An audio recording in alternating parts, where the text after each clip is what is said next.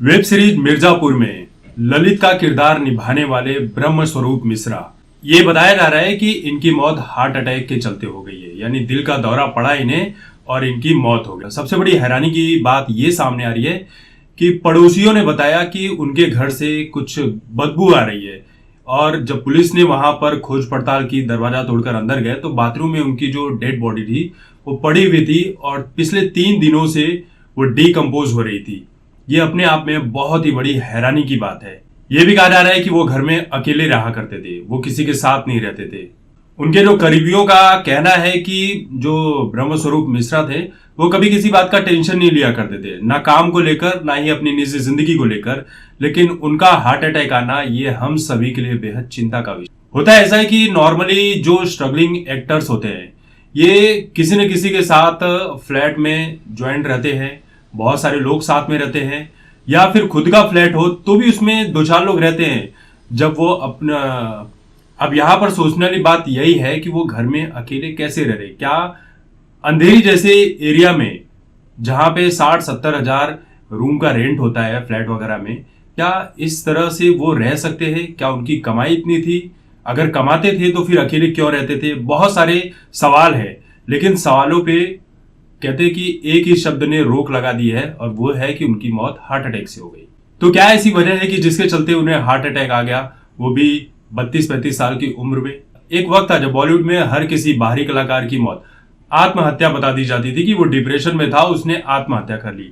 अब नई चीजें सामने आने लगी है कि उस कलाकार को हार्ट अटैक था। अभिनव शुक्ला को हमने देख लिया, क्या खबर आई सामने कि हार्ट अटैक था। एक और कलाकार थे, उनकी भी मौत हार्ट अटैक से ही हो गई। यानी सुशांत सिंह राजपूत की मौत के बाद जब से ये मामला उछला है तब से बॉलीवुड में अब किसी की डिप्रेशन के चलते आत्महत्या नहीं होती है, सिर्फ हार्ट अटैक आ रहा है। किसे 30-32 साल की उम्र के लोगों को हार्ट अटैक आ रहा है, जबकि बॉलीवुड में 60-70-80 साल के लोग बैठे हुए हैं, उन्हें हार्ट अटैक नहीं आता, वो स्वाभाविक मौत मारते। सुशांत सिंह राजपूत, दिशा सालियन, दिव्या भारती, जिया खान और समर सिंह, परवीन बाबी, कृतिका चौधरी, ओमपुरी, ये जितने भी लोग हैं इनकी मौत संदिग्ध परिस्थितियों में हुई है। इनकी मौत का सही रीजन आज तक पता नहीं चल सका है। और हैरानी की बात यह है कि ये सभी के सभी कलाकार अपनी फैमिली के साथ नहीं रहते थे। हर कोई कलाकार जिनकी मौत हुई है वो घर में अकेले ही रहा करते थे। अब सोचिए कि ओमपुरी बॉलीवुड में बहुत बड़ा नाम है, बहुत बड़ा बोले तो बहुत बड़ा नाम। क्या उन्हें पैसे की कमी रही होगी? इतनी सारी फिल्में की होगी, चले वो अपनी फैमिली के साथ नहीं रहते थे किसी वजह से, लेकिन घर में एक नौकर तो रख ही सकते थे। ये बात आई थी कि नौकर था, रात को दिया, खाना वगैरह दिया, फिर उसके बाद घर पर चला गया। ये बात कुछ हजम नहीं होती है, लेकिन ये बता दिया गया कि भाई हार्ट अटैक के चलते उनकी मौत हो गई। उन्होंने कुछ शराब वगैरह भी पी रखी थी, गिरे जमीन पर और सर पर चोटें भी आई थी। तो बहुत सारी बातें सामने है। परवीन बाबी की मौत संदिग्ध परिस्थितियों में भी 3 दिन तक परवीन बाबी की लाश उनके घर में सड़ती रही, अकेले रहा करती थी। उनका रिश्ता किसके साथ था ये बताने की जरूरत नहीं है। देखिए, बॉलीवुड में आत्महत्या या नॉर्मल जिंदगी में भी आत्महत्या के जो केस आते हैं वो कभी सुलझाए नहीं जाते हैं। पुलिस के पास इतना टाइम नहीं होता है कि वो आत्महत्या के केस को सुलझाए, इसलिए पहले आत्महत्या की खबरें आती थी। अगर किसी ने किसी के ऊपर आत्महत्या का इल्जाम लगाया कि इस शख्स के चलते आत्महत्या उस सामने वाले ने की है, तो इस तरह के मामलों में भी पुलिस कुछ नहीं करती है, सामने वाला छूट जाता है। हाँ, अगर जिसके ऊपर आत्महत्या करने का इल्जाम लगा है कि इस शख्स के चलते आत्महत्या हुई है, अगर वो पैसे वाला है तो भाई पैसे का खेल कुछ दिनों तक चलता है, उसके बाद पुलिस केस को रफा दफा कर देती है। अब सोचिए, सुशांत सिंह राजपूत का केस किन किन लोगों ने देखा? पुलिस ने देखा, ईडी ने देखा, एनसीबी ने देखा, सीबीआई अभी तक देख रही है, लेकिन अभी तक कुछ कर नहीं पाई। अब सोचिए, बॉलीवुड में महेश भट्ट की जो बेटी है शाहीन भट्ट, वो डिप्रेशन में रहती है, लेकिन भाई वो आत्महत्या नहीं करती है, वो अपने परिवार के साथ सुखी है। आर्यन खान को बताया जा रहा है कि इतना बड़ा डिप्रेशन में है ड्रग्स वाले मामले के साथ, लेकिन क्या होता है भाई, काउंसलर रखा गया है, कोई टेंशन नहीं है। ऐसे बहुत सारे लोग हैं जो बॉलीवुड में डिप्रेशन के शिकार हैं, जो फिल्मी फैमिली से आते हैं, ये लोग कभी आत्महत्या नहीं करते। लेकिन कोई बाहरी कलाकार है, जब उसकी आत्महत्या की खबर या मरने की खबर आती है तो ये बता दिया जाता है कि ये बंदा डिप्रेशन में था, डिप्रेशन को झेल नहीं पाया।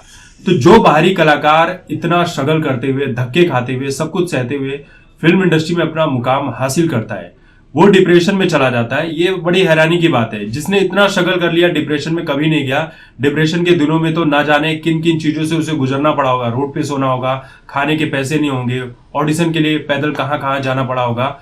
लेकिन जब वो एक स्टेब्लिश कलाकार हो जाता है बॉलीवुड में, तो डिप्रेशन में चला जाता है और वो आत्महत्या कर लेता है।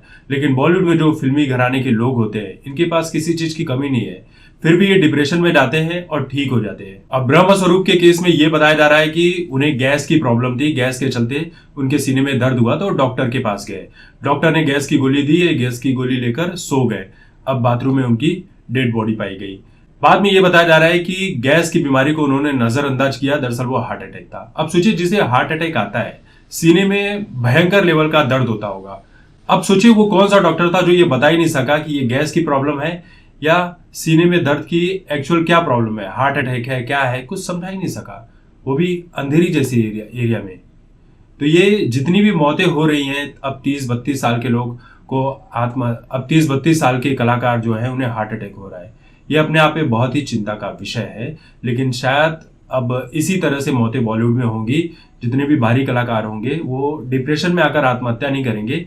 इनकी जितनी भी मौत की खबर आएगी वो सब के सब हार्ट अटैक के चलते ही होगी और सभी की बॉडी एक ही हॉस्पिटल में जाती है।